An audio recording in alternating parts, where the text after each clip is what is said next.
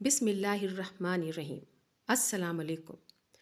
جب اللہ تعالیٰ کسی بندے کو مشکل ترین وقت سے نکال کر عروج پر لانا چاہتا ہے، اور جب بندے کو اللہ تعالیٰ مشکل حالات سے نکالتا ہے، اس میں کچھ ایسی نشانیاں علامتیں ہیں کہ جب بندہ ان چیزوں پہ ڈٹ کر عمل کرتا رہے گا، ان پر جمع رہے گا، تو یقیناً اللہ تعالیٰ اس بندے کو مشکل وقت سے نکال کر عروج عطا فرما دیں گے۔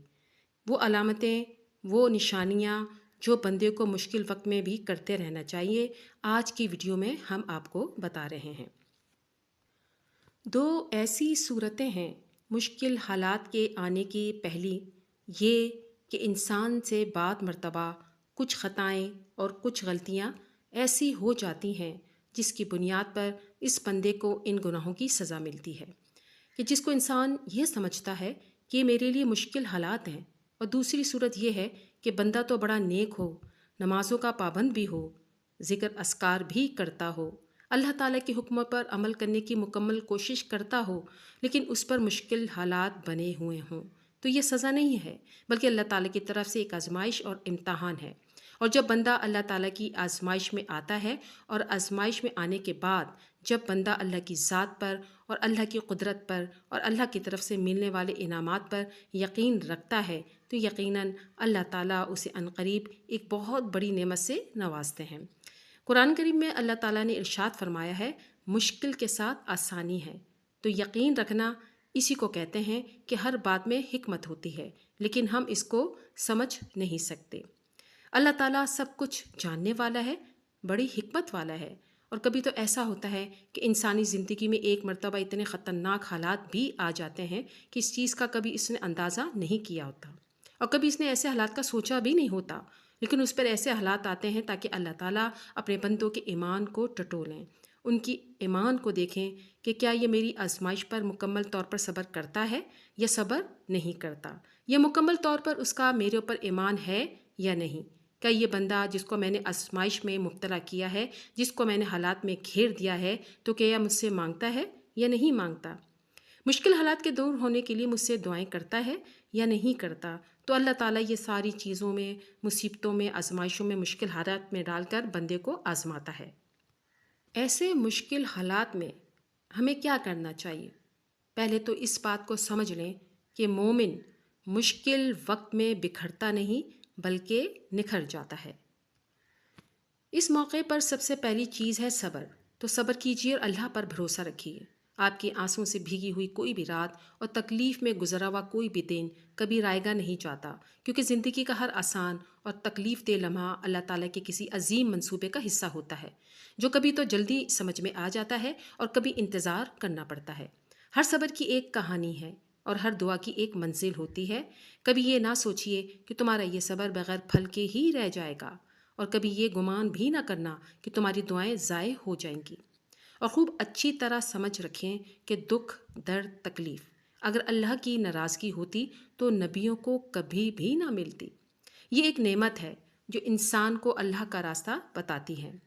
تو اسی لیے اگر آپ کسی آزمائش یا تکلیف سے گزر رہے ہیں تو یہ سوچ کر صبر کر لیجئے کہ آپ اللہ تعالیٰ کے پسندیدہ بندوں میں سے ایک ہیں، کیونکہ وہ اپنے پسندیدہ بندوں کو ہی آزماتا ہے۔ لیکن جب معاملات بہت زیادہ بگڑ جائیں، حالات کنٹرولز میں نہ آئیں، تو دل پر ہاتھ رکھیے اور دل کی گہرائیوں سے پوری یقین کے ساتھ ان الفاظ کو دہرائیے، میں اپنا معاملہ اللہ تعالیٰ کے سپرد کرتا ہوں اور تمام بگڑے کام سنوار دے گا انشاءاللہ۔ اور جو بندہ صبر کر لیتا ہے، صبر پر ڈٹا رہتا ہے، تو ایسی علامات اور نشانی ہے کہ اللہ تعالیٰ اس صبر کے بدلے میں اس کو بہترین چیز عطا کرتے ہیں۔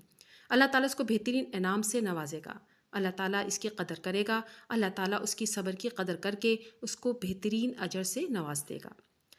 دوسری چیز یہ کہ جب بندہ مشکل حالات سے گزرتا ہے یا مصیبتوں میں گھر جاتا ہے، پھر اسے کوئی ذریعہ یا سبب بھی نظر نہیں آ رہا ہوتا، تو اس وقت کیا کرتا ہے کہ اللہ تعالیٰ سے تعلق کو مضبوط نہیں کرتا، نہ نماز سے قریب ہے، نہ ذکر و اذکار سے قریب ہے، بلکہ نماز سے بھی دور ہو گیا اور ذکر و اذکار سے بھی دور ہوتا چلا گیا۔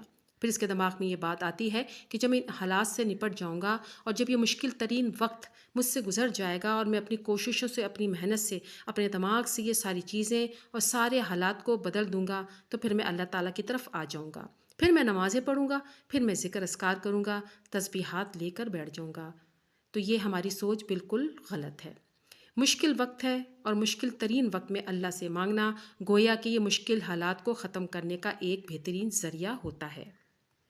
مشکل ترین وقت میں اللہ کے ذکر کو نہ چھوڑنا، اللہ کے ذکر کو کرتے رہنا، اللہ کو یاد کرتے رہنا کہ ہمارے لیے مشکل وقت میں جب ہمارے ساتھ کوئی نہ ہو اس وقت اللہ ہمارے ساتھ ہوتا ہے، اور جب زبان ذکر الہی سے تر ہو اور دل اللہ پر بھروسہ کر لے تو زندگی کی سختیاں انہیں نقصان نہیں پہنچا سکتی، کیونکہ خلوت میں آنسوں سے چہرہ تر کرنے والے اور جلوت میں اپنے مسکراہٹ سے زندگی کا خیر مقدم کرنے والے لوگ ہی اللہ تعالیٰ کے پسندیدہ ہیں۔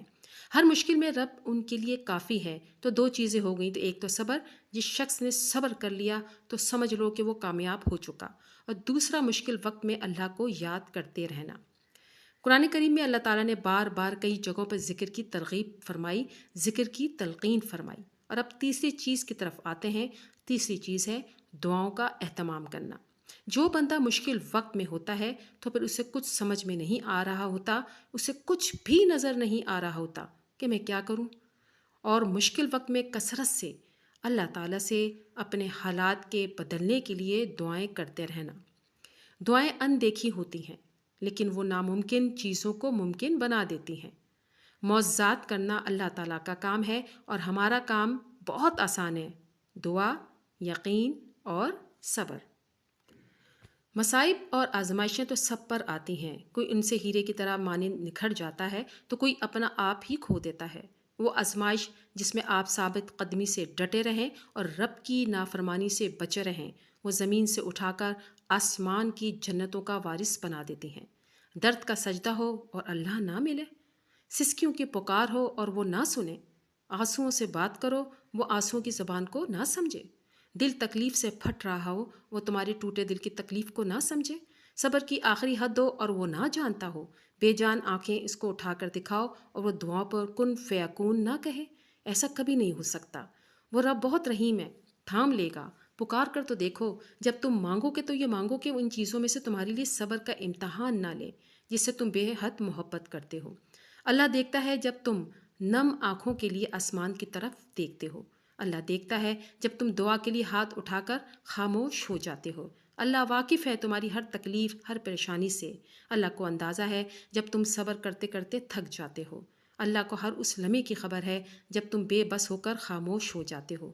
یقین رکھو، صبر رکھو، امید رکھنے والوں کو اللہ تعالیٰ کبھی نا امید ہونے نہیں جانتا۔ جانتے ہو تم خاص کیوں ہو؟ کیونکہ تم ہر بار صبر کر لیتے ہو، تم شکوہ نہیں کرتے، تم خود کو بدل رہے ہو، تمہاری تنہائی میں رب سے باتیں ہوتی ہیں، تم نے مقصد حیات کو جاننا شروع کر دیا ہے، تمہاری امید اللہ سے ہے ان حالات میں جب کچھ بھی تمہارے حق میں نظر نہیں آتا، کیونکہ تمہیں اللہ نے چن لیا ہے، اور جن کو وہ چن لیتا ہے ان کو خاص کر دیتا ہے۔ اور آخر میں جاتے جاتے میرے اس دعا پر آمین ضرور کہیے کہ کیا پتہ کسی کے آمین سے کسی کی دعا اللہ تعالیٰ قبول کر لے۔ یا اللہ ہم آپ سے اپنے صغیرہ کبیرہ گناہوں اور نافرمانیوں کی معافی مانگتے ہیں، آپ ہمیں پریشانیوں، مشکلوں، مصیبتوں، محتاجیوں، بیماریوں، تنگ دستی، بے بسی اور دور حاضر کی مختلف فتنوں سے بچا۔ آمین ثم آمین۔ اے اللہ، اگر ہماری تقدیر میں کوئی بدبختی لکھی ہو تو اے میرے رب آپ اسے خوش قسمتی میں بدل دیجیے۔